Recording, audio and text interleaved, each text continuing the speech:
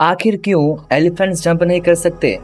अब आप लोग बोलोगे कि वो इतने भारी होते हैं इसलिए जंप नहीं कर सकते, पर ऐसा नहीं है। देखो, पहले के टाइम पे डायनासोर्स वो भी तो इतने भारी थे, तब भी तो वो जंप करते थे और उनका वजन तो हाथी से भी ज़्यादा था।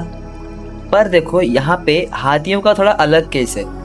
ये तीन फैक्टर की वजह से ही वो हाथी जंप नहीं कर पाते।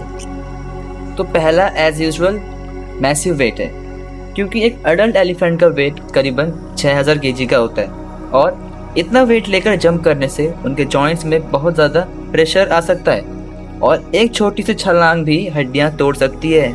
और दूसरा और सबसे इम्पोर्टेंट है एनाटमी एंड लेग स्ट्रक्चर। देखो, हाथी का पैर पिलर की तरह सीधा और बहुत मजबूत होता है और वो बना ही इसलिए है कि भारी से भारी वजन उठा सके, ना कि बाउंस करने के लिए, क्योंकि उनके लेग्स में स्प्रिंग टेंडेंसी नहीं होती जो कैंगरू और कैट्स में होती है। इसलिए जंप करना बहुत ही मुश्किल है। और तीसरा है इवोल्यूशन एंड सर्वाइवल।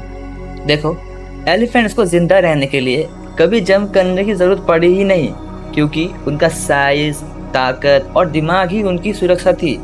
और तो और शिकारी भी उनसे डरते थे पास आने से। और एक मज़े की बात तो ये है कि एलिफेंट्स एक लौता लैंड मैमल्स है जो थोड़ा भी जंप नहीं कर सकता, पर दूसरे मैमल्स कम से कम एक पल के लिए अपना पैर तो उठा सकते हैं, लेकिन हाथी हमेशा एक पैर ज़मीन पे चिपका कर रखता है।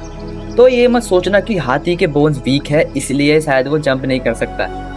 ऐसा नहीं है, प्रकृति ने उन्हें ताकत, स्थिरता और शक्ति के लिए ही बनाया है। और वैसे भी जंगल में जब आप सबसे बड़े हो तो आपको वैसे ही उड़ने की ज़रूरत नहीं है। लाइक सब्सक्राइब ज़रूर करना।